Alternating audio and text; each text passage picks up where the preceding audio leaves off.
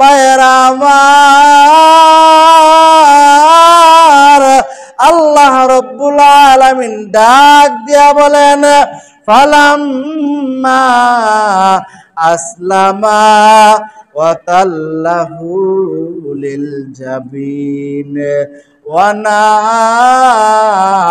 নাদাইনাহু আইয়া ইব্রাহিম কদ সাদ্দাকাতার রুইয়া।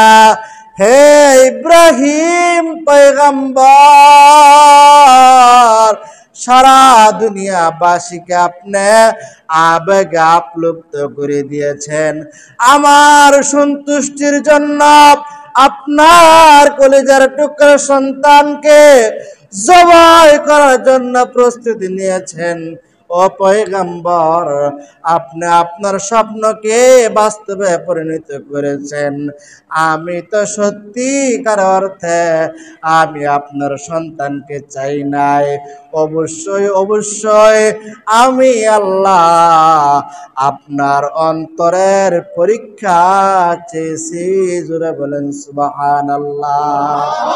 এই জন্যই তো আল্লাহ রাব্বুল আলামিন পবিত্র কোরআন কারীমের মধ্যে ঘোষণা দেয় লা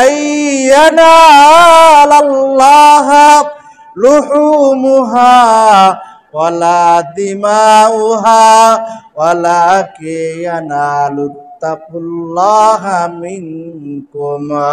আমি আল্লাহ তোমাদের কুরবানির গোশত চাই না। আমি আল্লাহ রব্বুল আলামিন তোমাদের কুরবানির রক্ত চাই না। আমি আল্লাহ রব্বুল আলামিন তোমাদের কুরবানির কোন অংশ আমি আল্লাহ তাআলা চাই না। আমি আল্লাহ রব্বুল আলামিন অবশ্যই অবশ্যই তোমাদের অন্তরের দিকে তাকাই থাকি। জোরে বলেন সুবহানাল্লাহ। এই জন্য মুহতারাম হাজিরিন, আল্লাহ